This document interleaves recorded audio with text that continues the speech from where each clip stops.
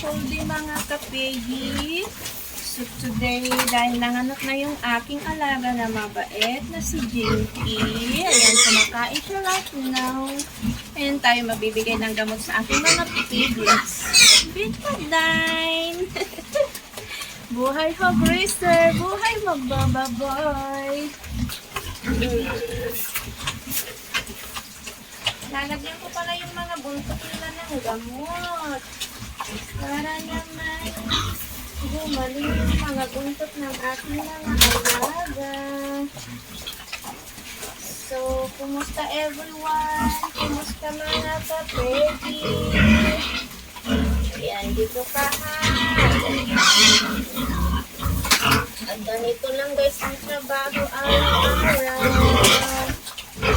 Lalagay lang ako ng gamot sa aking alaga.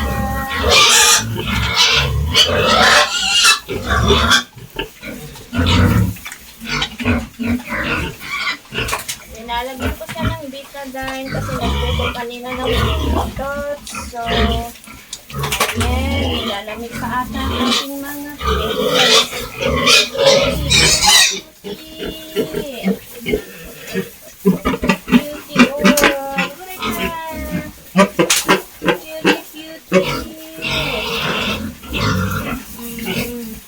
mabait yung hinahin ko na yan.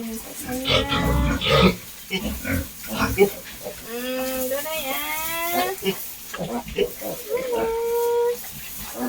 Kaya ako maglagay ng betadine. Kaya nag-gloves ako para maanoan yung betadine yung mga buntot nila. Kali. Makatloyan, may katloyan.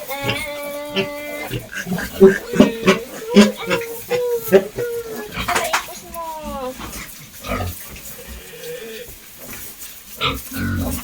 Wala. Tiko lang wan. Ayan. So, ganun lang. Naglagay na ako ng betadine. Dadagdagan ko ng ano. Kaya, ayan. Betadine yung nilagay ko kasi kanina nagputol ng buntot ng aking mga alaga. So, naglagay ako ng betadine. And, mag-i-spray din ako ng quick heal para sa aking inahin. Aray. Ganito lang guys ang buhay din eh. Ay buhay din eh. Mali mo naman pala ito. Uy. Mali mo na ilagay.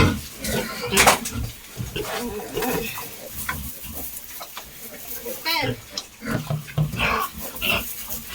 Ayan. Yan si Jinky pala ay siya yung unang inahin ko na unang stem blender. Si Jinky noon yung maliit na alaga ko. So, kaya na po yung stem blender dahil kasali si Jinky doon.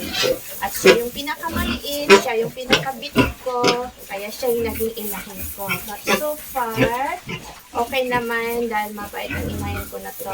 So, nandito lang yung mga anak niya, kasama niya. Kapag nagtatanong pala kung ibebenta ko to, yes po. Pero first come, first serve po.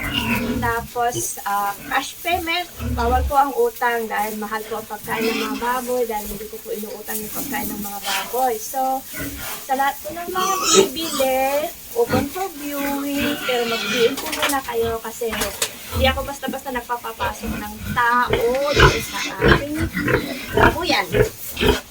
Or city po. Okay, thanks guys for watching and see you again next.